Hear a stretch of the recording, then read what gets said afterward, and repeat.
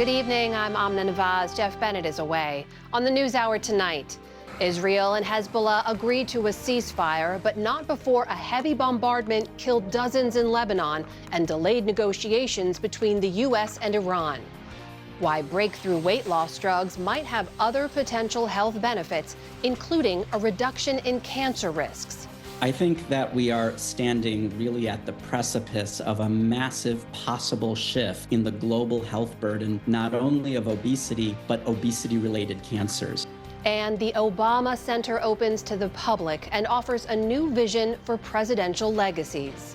The exhibits here focus not just on policies, but on the shared values that make democracy possible.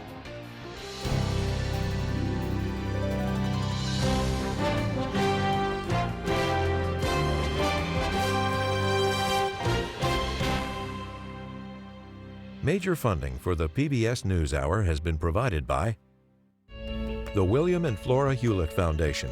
For more than 50 years, advancing ideas and supporting institutions to promote a better world at hewlett.org. Friends of the News Hour, including Jim and Nancy Bildner, and the Robert and Virginia Schiller Foundation.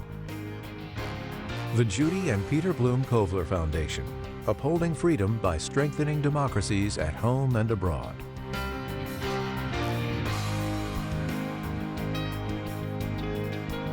And with the ongoing support of these individuals and institutions.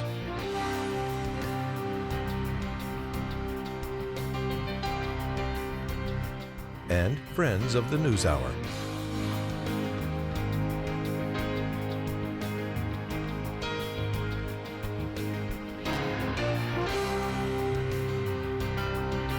This program was made possible by the contributions to your PBS station from viewers like you. Thank you. Welcome to the NewsHour. Heavy overnight fighting in southern Lebanon between Israel and Hezbollah militants threatened today to derail the initial U.S. Iran agreement to end the war.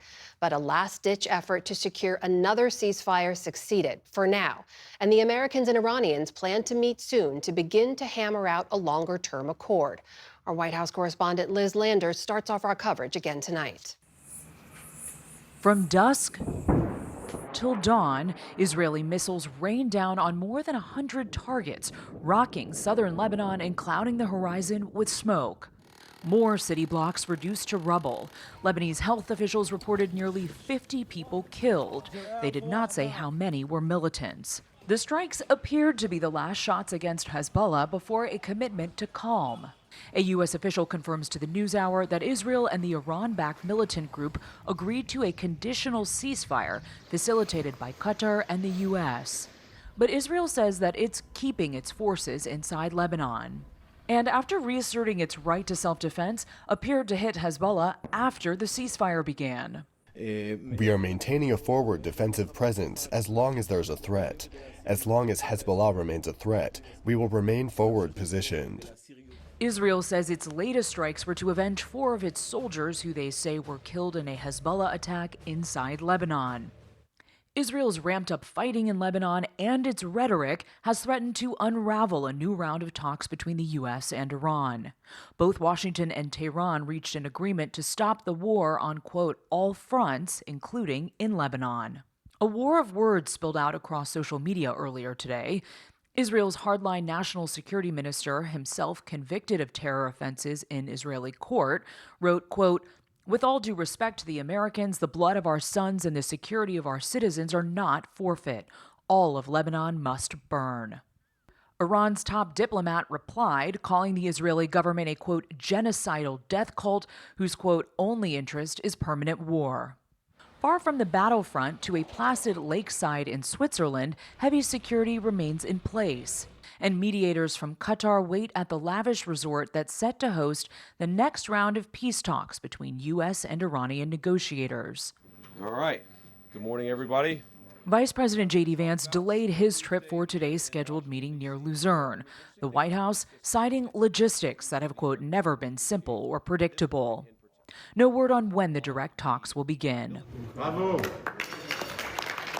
That abrupt postponement comes just days after President Trump signed the preliminary deal to try and end the war. It's 60 days. They have to make a deal. Otherwise, we will do things that won't make them happy. But I don't think it's going to get to that. I think it's going to be very good. The president showed little concern about the talks as he unveiled a new Air Force One Boeing 747 today, a refitted $400 million jet gifted to him by Qatar.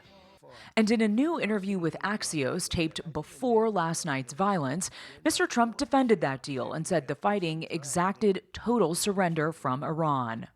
And it certainly brought Iran to the table more than before. However, beginning a conflict, you had talked about you only wanted unconditional surrender. And the MOU doesn't look like unconditional surrender. Well, it really probably is unconditional surrender. It is? I think so. Speaking on the Today Show, former President Barack Obama criticized the conflict and lamented the U.S. withdrawal from his own nuclear deal, the JCPOA, which President Trump scrapped in his first term. We've now fought a war, spent billions and billions of dollars, put an enormous strain on our military. A lot of people have died, and it feels like we're back where we were before we started the war, except maybe a little bit worse. As for the state of the talks, Iran's foreign ministry says plans are still underway to host a meeting with the U.S. in the coming days. But that's only if fighting does not return to Lebanon. For the PBS News Hour, I'm Liz Landers. So what are the prospects that the Israel-Hezbollah ceasefire will hold, and for how long? For insights, we turn now to Rob Malley. He was the U.S. Special Envoy for Iran during the Biden administration and was also part of the team that negotiated the 2015 Iran nuclear deal during the Obama administration. He's now a senior fellow at Yale and president emeritus of the International Crisis Group, where he directs their Middle East program.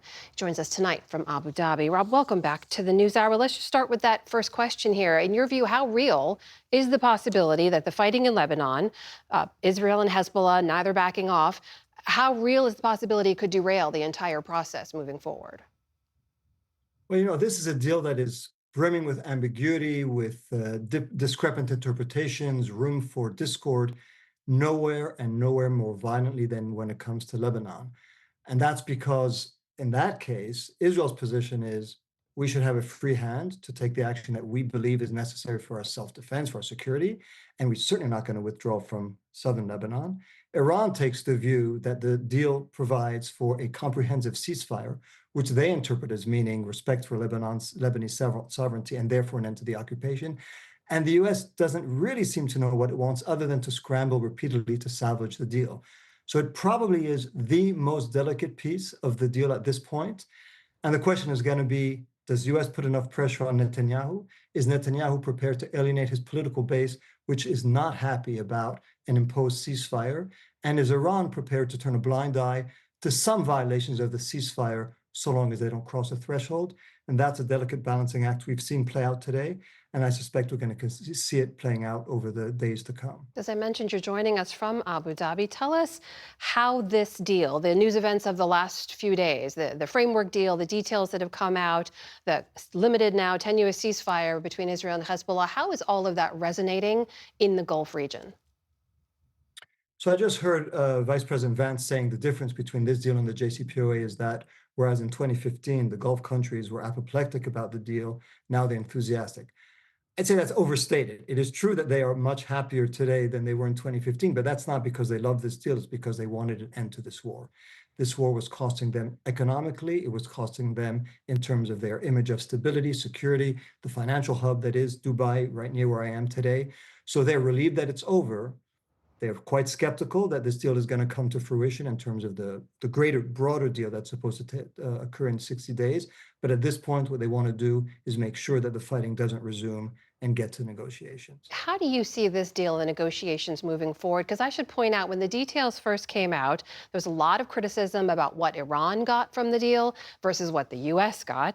You supported the agreement. You said that it was preferable to any of the alternatives on offer, period. Why? Where do you think it leads next? So the first thing, for me, what is the target right now? What is the real object of criticism is the war, not this deal, this memorandum of understanding, which was necessary to end it. And so, yes, when you have a war that is catastrophic, that leads to strategic failure, strategic defeat by the U.S., you can't get the ideal deal that you'd want. You get a deal that at a minimum does two things: ends the war, opens the Strait of Hormuz. That's what it does. And that's what I say we should welcome it. By the way, when people say that it surrenders so much for Iran, let's not forget how much Iran has lost as a result of this illegal, unnecessary, unjustified war. Hundreds of billions of dollars of losses, a 10% drop in their GDP is what the estimate is at this point. So the benefits they're going to get in terms of some oil sales, perhaps some access to their frozen assets, that's peanuts compared to what they lost. When the critics are talking about the big deal, that the big amounts of money that Iran might get, that's if they get the nuclear deal, which we're far from achieving at this point. And I think there's every reason to be skeptical that they'll get there. So at this point, they're not getting that much. They still suffered far more than they're going to receive.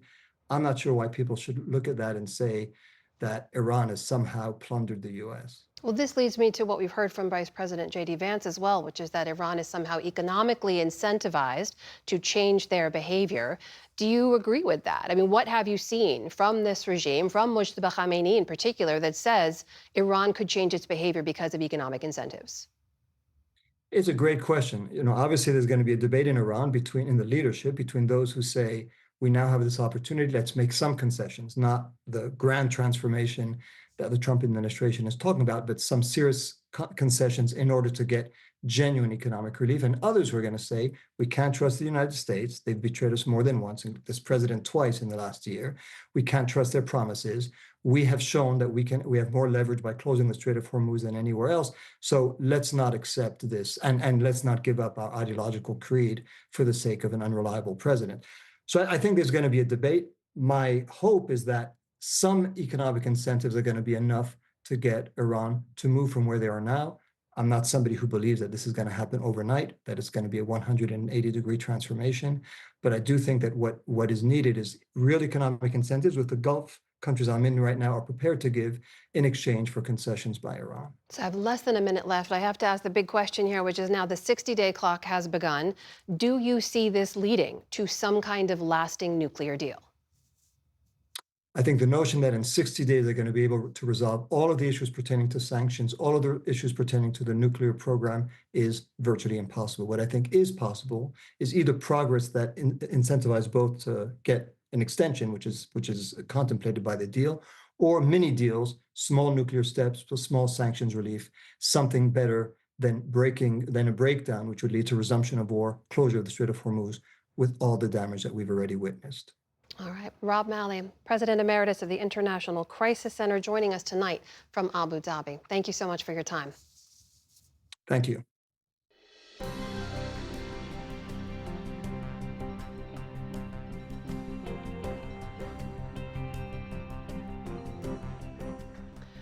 In the day's other headlines, national weather officials are warning of significant and potentially life-threatening flash flooding across the Gulf Coast and southeastern U.S.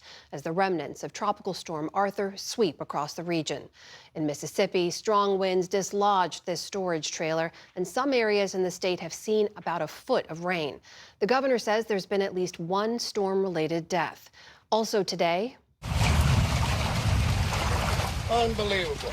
Louisiana is under a state of emergency as floods destroy homes and threaten lives and even livestock. These pigs were plunged into a powerful current. Their owner says they are now safe. In the UK, at least one person has died after two trains collided north of London this evening. Aerial footage shows what looks to be the front of one train entangled with the back of another, with emergency personnel attending to the scene. Police say that a number of people have been injured, but at last check provided no further details on casualties. According to rail tracking websites, both trains were traveling south when they collided outside the town of Bedford, about 60 miles north of London. Also today, British Prime Minister Keir Starmer said he would not, quote, walk away from any threat to his leadership after his chief rival within the Labour Party won a seat in Parliament. Andy Burnham's victory, alongside some festively dressed fellow candidates, is a major step towards challenging Starmer as head of the party and leader of the country. Burnham has been the mayor of Greater Manchester and is known as the King of the North. At a victory rally today, Burnham told supporters about his plans to address the nation's affordability crisis and to alter the nation's politics. It is our last chance to change, but we're going to take it, aren't we? We are going to take that opportunity and we are going to lay out a new path for Britain. Starmer congratulated Burnham on his win, but told the BBC that an intra-party contest would plunge Britain into what he called chaos. The Prime Minister's future has been in question since his party suffered bruising losses in local elections last month.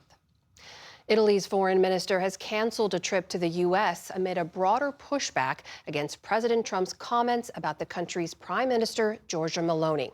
In an interview with an Italian broadcaster, Trump claimed that Meloni begged him for a photo op at the recent G7 summit in France and that he felt sorry for her. Meloni fired back on social media, saying, "Italy and I do not beg." Some things deserve an immediate response. Donald Trump's statements are completely made up. I am frankly astonished. I don't know why the President of the United States behaves like this towards his allies. It is not the first time.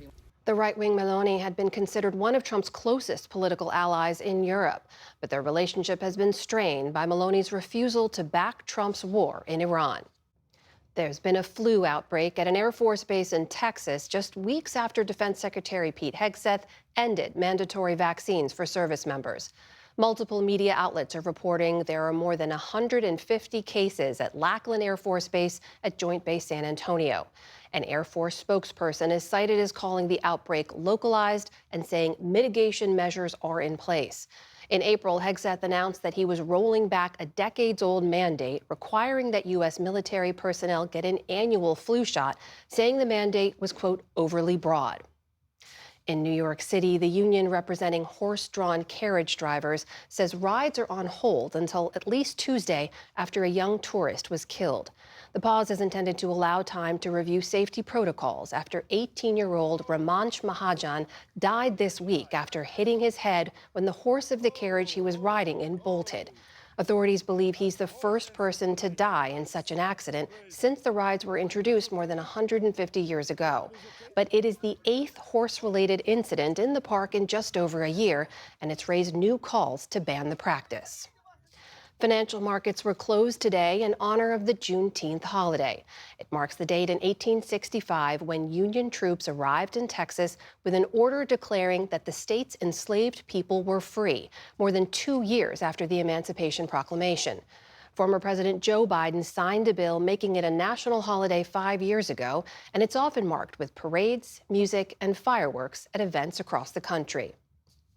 And legendary TV director James Burrows has died. Over a 5-decade career, he brought us some of the most iconic sitcoms in history.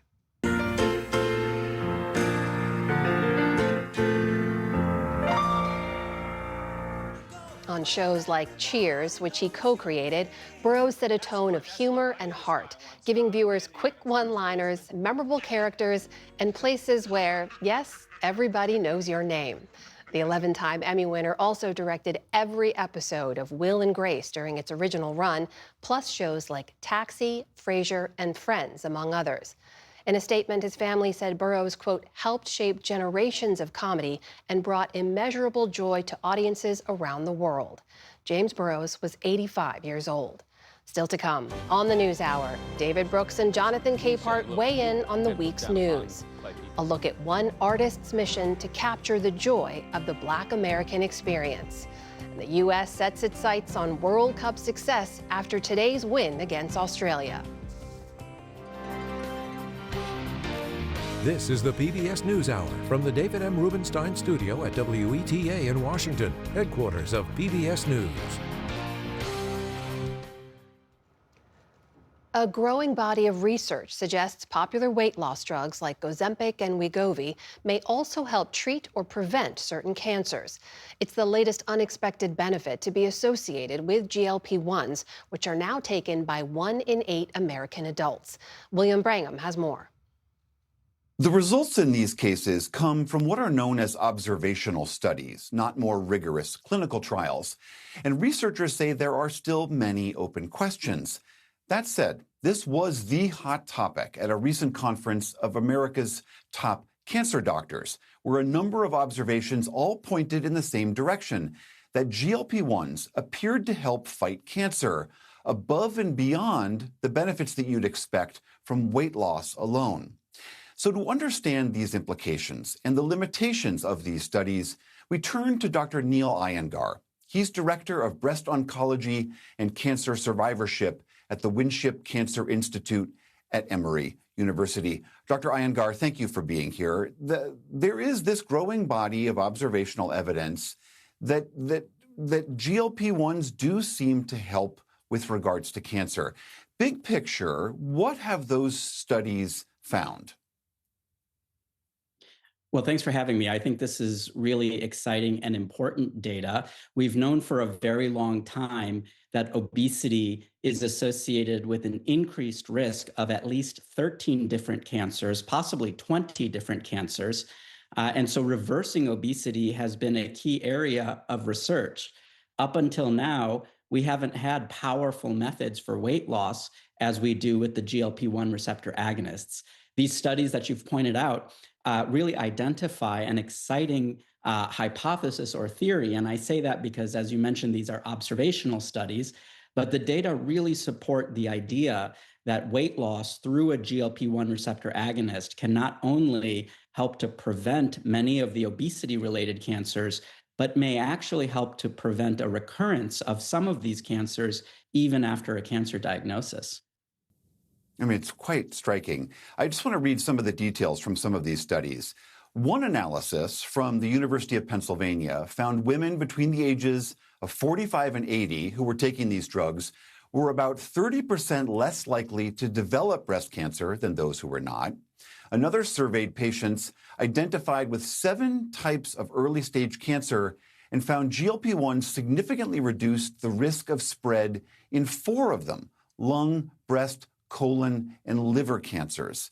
Again, do you believe that this is principally a function of weight loss being the real actor here?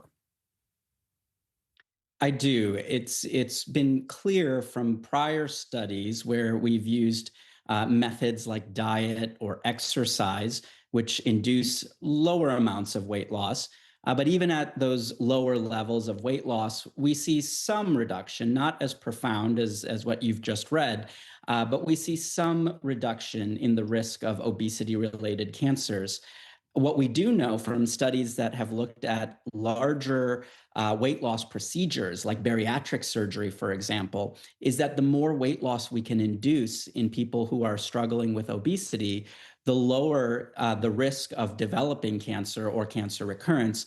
So it's not surprising that when we look at these large observational data sets, a GLP-1 receptor agonist, which can typically induce 15 to 20% or even greater weight loss, similar to what bariatric surgeries do, that these drugs can also reduce the risk of cancer. And it does seem that it's primarily through the weight loss function. We also know that GLP-1s have some anti-inflammatory effects as well, and we're learning about some possible immune-related effects as well. But I think it's really driven through the large amounts of weight loss that these drugs can induce as opposed to prior or other diabetes drugs. And that's where we're probably likely to see success with the GLP-1s and cancer risk reduction. So let's say those studies go forward and they do show this real effect. How much of a shift would this be in your field of cancer in oncology? I think that we are standing really at the precipice of a massive possible shift in the global health burden, not only of obesity, but obesity-related cancers. We know that 1 in 7 male cancer-related deaths and 1 in 6 female cancer-related deaths are related to obesity. If we can reduce the obesity problem, which we know we can do with the GLP-1s, this really stands to remarkably shift the global burden of obesity-related cancers. But we have to do this cautiously because there are mixed data for the effects on various types of cancers, interactions with different types of cancer therapies. This is why it is so essential that we continue studying these drugs in a prospective, rigorous way so we can optimally and safely use them to reduce cancer burden. I mean, given what we know now, you're a specialist in treating breast cancer. Again, with the data that we have currently, would you suggest to your patients that they take a GLP-1 either for current cancer patients or as a preventative? I think this is a tricky question right now because this is where we have to rely on the available data, which is observational, as we've been discussing. And so where I worry is we don't have data on how the GLP-1s may or may not interact with cancer therapies. So for a patient who has completed their cancer therapy and is cancer-free, I think if they are dealing with obesity, then this could be a successful approach for A, reducing obesity, and B, reducing the risk of cancer recurrence due to obesity. But for patients who are currently on treatment, especially chemotherapy or immune therapy, we don't know yet precisely how these drugs may interact. They may possibly make side effects worse. They may possibly make some treatments like immunotherapy less effective for cancer treatment. That's really where we don't know enough to recommend the use of a GLP-1 in that setting. So ultimately, I would say for a cancer survivor who has completed their therapy and is struggling with obesity, it is worth having that discussion with your oncologist and with your doctors about whether it is safe to use a GLP. But if you're on active therapy, certainly have that conversation with your oncologist. I would caution against it until we generate more data. All right, that is Dr. Neil Iyengar of Emory University. Thank you so much for being here. Thank you for having me.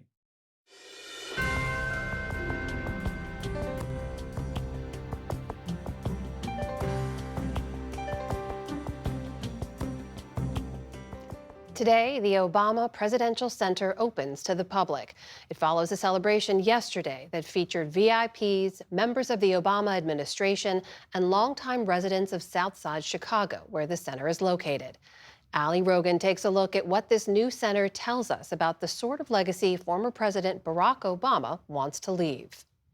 Former President Obama said he did not want the center to feel like a shrine or a museum, but rather like a representation of an American story still being written, in which his is one chapter. If you come for a day and you don't have time to see everything, I would urge you to skip the clips of my speeches. You have heard them all before. In favor of the stories of those ordinary citizens who helped make that change happen. Mr. Obama did not mention President Donald Trump, who was not invited, but he did talk about the political divisiveness that's been a hallmark of Trump's 2 terms.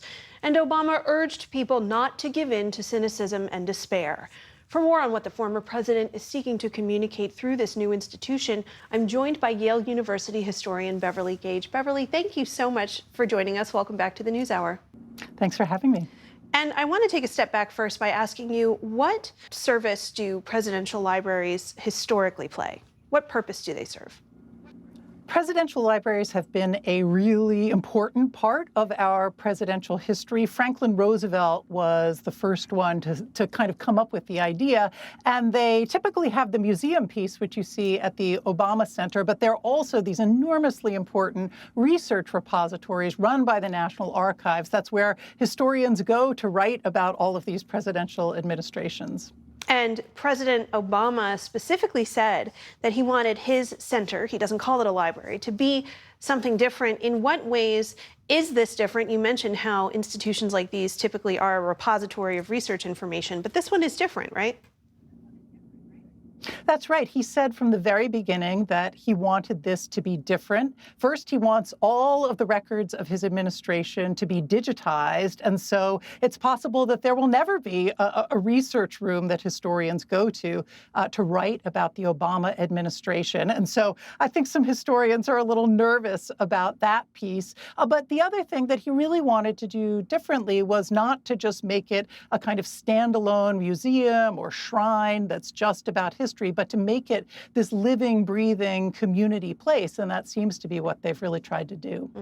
And as we noted, President Obama did not mention President Trump's name during the speech, but during his and First Lady Michelle Obama's addresses, there did seem to be some subtle but deliberate counter-programming to President Trump's vision for America. What sort of message do you think they wanted to convey? Well, the fact that Trump was not only not mentioned, but was not there is pretty significant because these presidential library openings, they tend to be these moments of bipartisan unity. And we saw that with, of course, the Bushes there, but not Trump. And, and to some degree, it's no surprise. Trump has been heaping abuse on not only Barack Obama, but Michelle Obama and all that they stood for years. And I think it's also true that when Trump shows up just about anywhere, he sort of sucks all the oxygen out of the room. And so that may be also part of what they were thinking. It also seemed very intentional that the former president mentioned his former rivals for the White House. He mentioned John McCain and Mitt Romney. Why do you think he went out of his way to mention them? Well, I think that was always part of what Barack Obama stood for. And in this moment, it can seem like a long time ago that such things were possible. But, he tried his very best to stand for a kind of reaching across the aisle, a faith in the American political process, a dignity of the office. And a lot of that Trump has dismissed or run against. But I think Obama's trying to be part of that much longer tradition. The Obamas have largely stayed out of the political fray since they left the White House, but yesterday's events seem to give us a hint of how this president is thinking about his legacy. How so far is he similar and different from those other members of this very small club of former presidents? It is a small club, and lots of different presidents have done this differently. A lot of it has to do with age. So Barack Obama was a young ex-president, and so he had these decades stretching out in front of him to think about what to do with, in contrast to someone like, say, Ronald Reagan or now Joe Biden. It's true that he has been pretty recessive up to this point, has taken that step back that it's often expected that ex-presidents will take. But I think there are a couple of signals here. First of all, you can see him coming into his own a little bit as the community activist of his youth. A lot of this center has that vibe. It's trying to draw upon that history. And then I think he's also trying to recover something of a sense of progress, a sense of optimism, a sense of hope that was always so central to his message that has been just so battered over the past decade. And you can sort of see him coming forth to play that role and try to revive that message once again. Beverly Gage with Yale University, thank you so much for joining us. Thanks.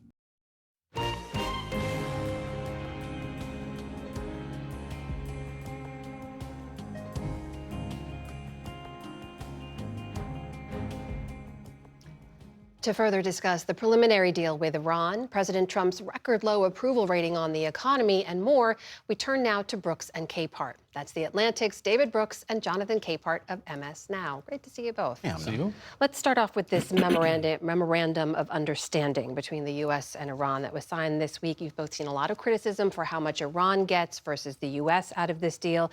You also may have heard a guest at the top of the show say, look, the war had to come to an end, so that makes it a good deal. We'll see what happens next. David, is the U.S. better off today than it was before the war? No, it's significantly worse off. I'm glad the war's over. I mean, it's good for all of our economy and people stop dying. But listen, in 60 days, Iran may have controlled the Straits of Hormuz. In 60 days, they may be able to restart their nuclear program. I'm highly dubious they're going to give that up. And plus, they've shown they can stand up to the world's greatest military, survive it, and sort of outsmart it. And I'm really struck by, Napoleon has this famous phrase that when it comes to war, the moral is to the material as 3 to 1, meaning the moral is 3 times more important than the material. And how did the United States, with our military, our economy, our alleged power, lose a war to Iran with their military and their alleged power? And it's because they wanted it more. And they had leadership that was willing to do whatever it took to win the war. And we didn't. We had a president who I don't want to say chicken out, but he wasn't tough enough to fight this war. And you shouldn't start a war you're not tough enough to fight, especially when their response, closing the strait, is the most obvious thing that we were was seemingly unprepared for. And so it's a debacle for America. Jonathan, the other point here is, though, what other option does President Trump have? Keep fighting the war, let the strait stay closed? He's under domestic pressure, economic pressure. Was at least ending the war a good first step to move forward? Okay, well, first, is the war truly over? I mean, at least right now it is, as we're talking. But we don't know. Look, the president needed an off-ramp. People have been saying that to him and about him for at least a few weeks now. So finally, he's taken the off-ramp. But I hesitate to call this a deal. You used the right phrasing, memorandum of understanding. The hard part comes now in these 60 days, these technical negotiations that the Obama administration spent 2 solid, painstaking years. Wendy Sherman, I think she was Assistant Secretary of State, basically moved to Switzerland to help negotiate this. The Secretary of Energy was involved. 5 other countries were involved in the negotiation of the JCPOA, the Iran nuclear deal, and President Trump ripped it up. Does anyone believe he is going to be able to come up with a suitable alternative from their perspective in 60 days? I just do not see it happening. We'll see what happens and continue to follow it. Meanwhile, we know that war was leading to higher gas prices here. Those gas prices, a big concern for Americans, whose number one concern remains the economy. I want to turn to our latest poll numbers here, because our PBS News NPR Marist poll has now found that 33% of Americans say they approve of the way President Trump is handling the economy. That is the lowest since Marist began asking the question back in 2019. The poll also found 78% of Americans say high gas prices have affected their household budget. David, Mr. Trump is not on the ballot this November, but this is certainly not the message that Republicans wanted to be running on. How do you look at this? Yeah, I was sort of struck. One of the things in the NPR PBS poll was 45% of Americans say they are not going to take a summer vacation, in part because of costs. And so that really affects people. And the American people are really good at understanding when their real wages are going down. They may see their pay going up, but if it's going up slower than inflation, they know right away. And they punish Joe Biden for it. I imagine they're going to punish the Republicans for it. And this was obviously as completely avoidable. We didn't need to go to this war. We didn't achieve much at the war, and we boosted inflation. And that's not going to come down anytime soon. And gas prices are going to come down, but not anytime soon. And the normal rule in politics is how the economy is 6 months before Election Day determines how people are thinking about it. I can't do the math because that's too hard for me, 11 minus 6, but that's somewhere around 6, yeah, 5 months. We're within that margin of error. So somewhere around now, where people are reflecting on there. I was told there would be no math in this job, but please, go ahead. But from Republicans' perspective, how do they manage this? What is the message now going forward? Well, it's super hard to distance yourself from Trump. You can't really run away. You can talk about tax cuts and things like that. It's hard to have an economic message when you don't have an agenda anymore. And they don't have much of an agenda right now, and they can try to play the social issues. I just don't think that's going to fly. Jonathan, Democrats now find themselves in the position they don't often, which is the more trusted party when it comes to the issue of the economy. Are they making the most of this moment, in your view? Yes, I think they are, and I think they'll make even more of it if the situation doesn't change by certainly through the summer, but definitely by the fall. I think the problem that Republicans have, this is more of a Republican problem because they are saddled with an unpopular president who has no message discipline. So Susie Wiles, the chief of staff, in some story that I read a couple of weeks ago, where she said in a meeting, let Trump be Trump, and everyone else in the administration hammer away at costs and affordability and things like that. That is impossible. Absolutely impossible in an administration where the president of the United States, particularly this one, commands the attention of the American people at all times. And what have we seen over all these weeks? the event might be about affordability, but he will venture off into talking about the ballroom and other things that the American people don't care about. They want to know, how are you going to bring prices down? And so as long as the president is doing that and Democrats keep hammering away at affordability, which I think is a part two of what they were doing last year when it came to talking about health care and the danger that was coming to health care, Democrats have been on a pretty good run of showing the American people that things economically just aren't where they should be. One quick thing that could help Republicans is, it used to be you'd have swings of like 60 seats, 40 seats, 26 seats. Those days are long gone because of redistricting. And so now a swing of 7 seats to the Democrats would give them the majority, but that would be a big deal. And we're just not in a world where you have a lot of swing districts. Yeah, we are in a world where there's another problem the Republicans are dealing with I want to ask you about, and stay with me as I lay this out, because we've seen tension between President Trump and his party before, but not like this week. We saw GOP senators openly slam the Iran deal, but earlier, the president essentially blindsided Senate Republicans when he basically said that his pick to be director of national intelligence, a man named Jay Clayton, would not show up to his confirmation hearing hours before it was scheduled to start. And then President Trump demanded that the Republicans attach a stalled election restriction legislation, which doesn't have the votes to pass, to a powerful surveillance bill that needs to be reauthorized that Democrats said they would vote for if Clayton was confirmed. David, if you are Senate Majority Leader John Thune, what do you do right now? I'm trying to think of the last time a president put the kibosh or the slowdown on one of his own nominees. Usually it's the other party that tries to slow down nominees. If you're John Thune, you wake up, you thought you had something going, you got rid of this guy, Bill Pulte, you got a responsible adult in there. Bill Pulte's the acting DNI. The acting DNI. And you got Jay Clayton, you got a responsible, kind of good nominee. And then I'm sure he's on social media. I'm sure he's on Truth Social when he gets up in the morning, and poor John Thune, he's going, oh, no. And I think it was Senator Kennedy said, who doesn't like John Thune? It's like not liking a golden retriever. He's the nicest guy and a very good leader.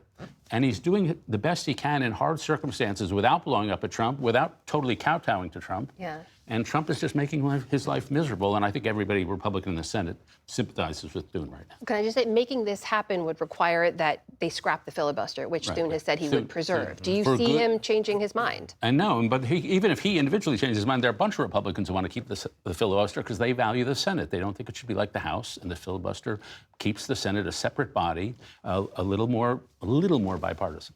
Jonathan, how do you look at this? Which part of it? I mean, in the case that you laid out and listening to David, that I scribbled down, can't trust the president. The president, we have long known, he values loyalty.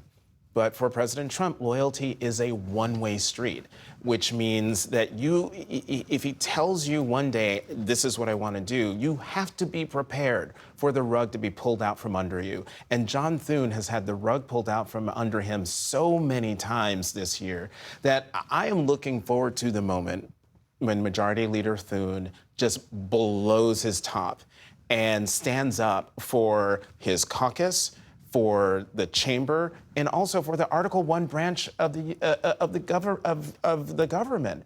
I mean, they have long been now, I keep saying this, the staffing arm of the executive. At some point, someone in that Republican majority is going to have to say enough of this, and maybe that will come once all the Republican primaries are over and everyone knows where the ground is, and then maybe they will show some independence, but by then it might be too late.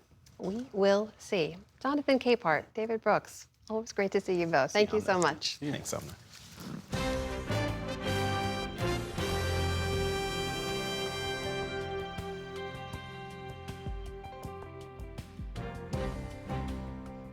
As the rainbow array outside Boston's Institute of Contemporary Art right now suggests, artist Derek Adams is accentuating the positive. He celebrates contemporary Black life and culture, depicting leisure, freedom, and the pursuit of happiness. Jared Bowen from GBH Boston recently sat down with him on the occasion of his first museum survey. It's part of our Arts and Culture series, Canvas. The work of artist Derek Adams sparkles with unmitigated joy. Who wouldn't want to take a breather atop an ice pop? Or delight in dreams of teeming Tootsie Rolls? Or be held by family? The attitude of my work is essential and an extension of me as a person. Even when images aren't smiling in my work, people still feel some sense of happiness or peace. That radiance is now felt in full at Boston's Institute of Contemporary Art. All in the new exhibition, Derek Adams' Viewmaster. It's the artist's first ever museum survey and features more than 20 years of painting, sculpture, and performance art. Here you'll find unicorns prance, Beyoncé performs, and one blissed out dessert lover luxuriates in pie. It just shows like this expansive experience that an artist can have when they're driven and focused on trying to create an alternative viewpoint in looking at Black American experience. I'm from Baltimore, and I have a lot of great stories and memories of growing up in Baltimore. Where Adams, who would one day become a teacher himself, says his first classroom was television, in particular PBS, and shows like Sesame Street and The Electric Company. I was a real big TV kid, mainly because I had asthma growing up, and so a lot of the times I spent was at home. Like I grew up feeling represented. So a lot of things that I'm making in my work are what I felt as a younger person, being seen and being focused on, being appreciated, educated. It also made his a colorful world. His work is resplendent in rainbow hues, and under his design, the museum's exterior is now adorned in color bars, the television programming that once populated airwaves after broadcasting ended each night. And I always thought of the color bar as being like a curtain, and there were people behind it. And so color for me became more strategic, more psychological, thinking about how people respond to color. As you can see in the space, he's a maximalist in every way. ICA Assistant Curator Tessa Bachi-Haas says the exhibition is like visiting Adams' own New York studio. It's an explosion of ideas, color, and people gathering. And as the show's title suggests, it evokes the nostalgic Viewmaster, the 1939 invention turned childhood staple, offering both entry into myriad worlds and how we see them. Why this moment for the survey? I love that question. You know, we're reflecting on 250 years of the United States as we know it today, and American history is Black history. And American history is the history that Derek has explored throughout his lifetime. One genre to which he's repeatedly returned is portraiture, images of strangers, friends, and his own deeply connected family. So that idea of tracing family over time and tracing what it means to build a home and to build community and to build family over time is so intrinsic to Derek's work. You get to understand how people form images of dignity, images of pride through their posturing, through the way that they hold that chin, the way that they look forward or look down or up. Or how they chill. This glimpse of a pool party is one of Adams' newest works. It's a moment among friends that rang out to the artist like a clarion call that it had to be captured. You can feel the experience of the floaty and how does that feel to be on something that's levitated. And it's like looking at a Renaissance painting of someone on like a chaise lounge. It's like a new way of looking at a subject in leisure. I think that's the way to kind of really educate people, especially the new generation of artists, of how to re-examine history and how to tell it the way that you want to tell it. Or mastering the view anew. For the PBS News Hour, I'm Jared Bowen in Boston.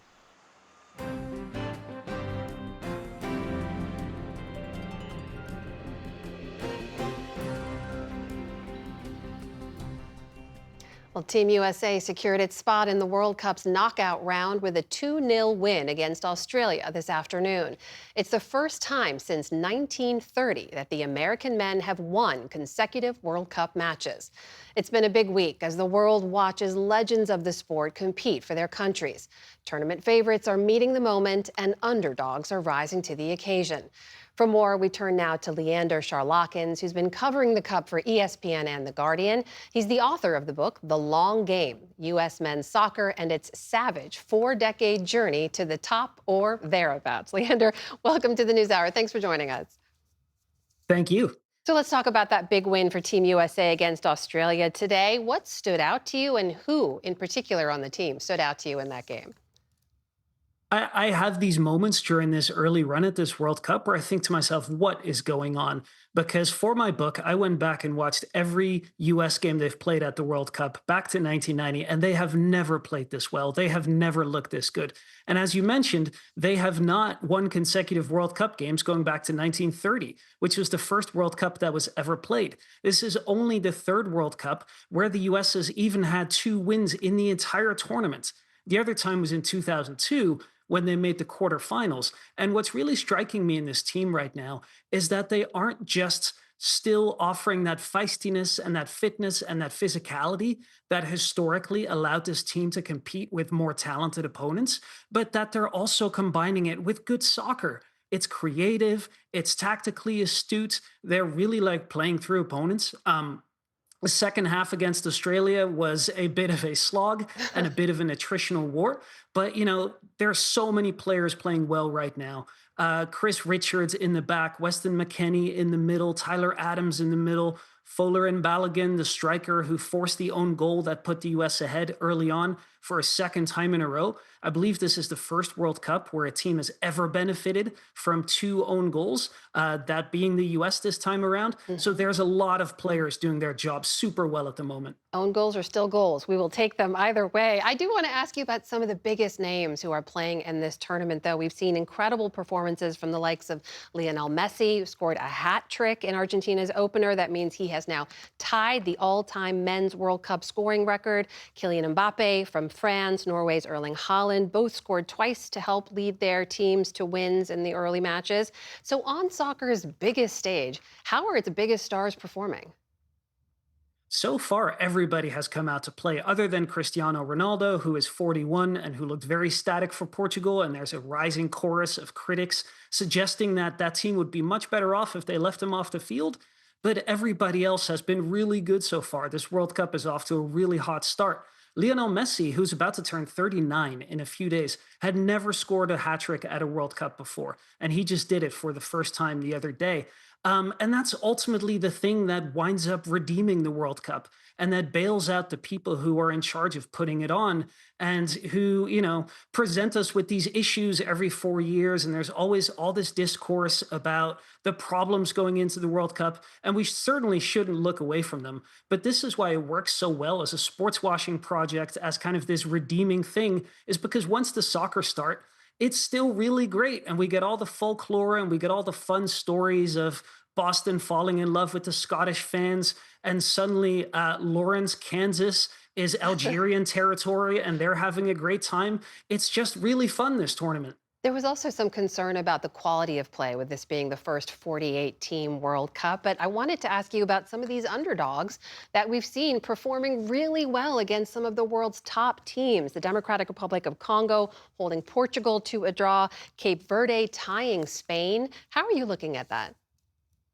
Well, what's so funny is that we've only had one 0-0 tie at this World Cup so far, which is the scourge of the soccer hater, right? And that actually turned out to be the biggest upset of the tournament because that was Cape Verde at its first ever World Cup, in its first ever World Cup game, second smallest country to ever qualify after Curacao, which is also here, holding the European champion Spain to a 0-0 draw. So there was concern when the World Cup expanded from 32 teams to 48 that would dilute the product and that, you know, there'd be a lot of walkovers, a lot of slaughters, and we really haven't seen that so far. Now, mind you, it's an awfully long tournament, right? The World Cup from the first game to the last one is going to run 39 days. So you do want to kind of pace yourself a little bit if you have any sort of aspiration of still playing in the last week of the tournament. I've got about 10 seconds left. I have to ask you, can Team USA win in their next match?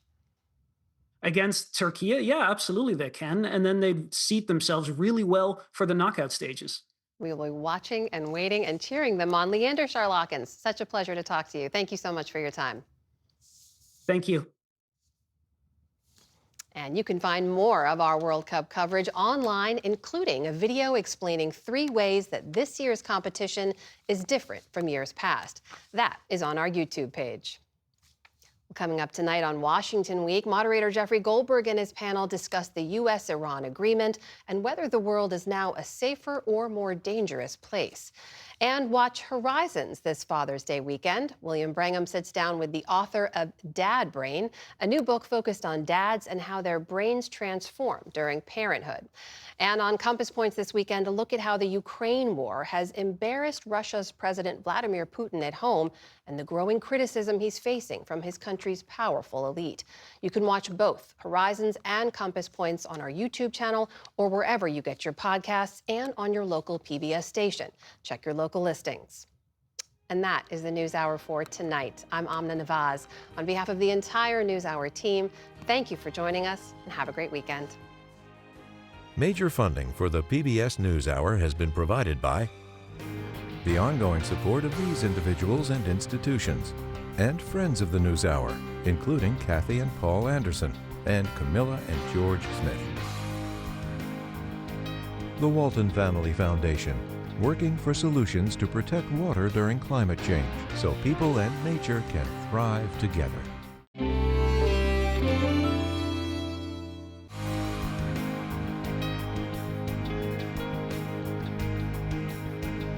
And with the ongoing support of these individuals and institutions.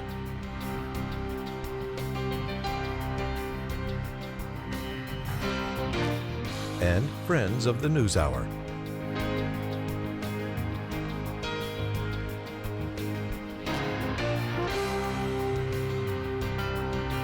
This program was made possible by the contributions to your PBS station from viewers like you. Thank you.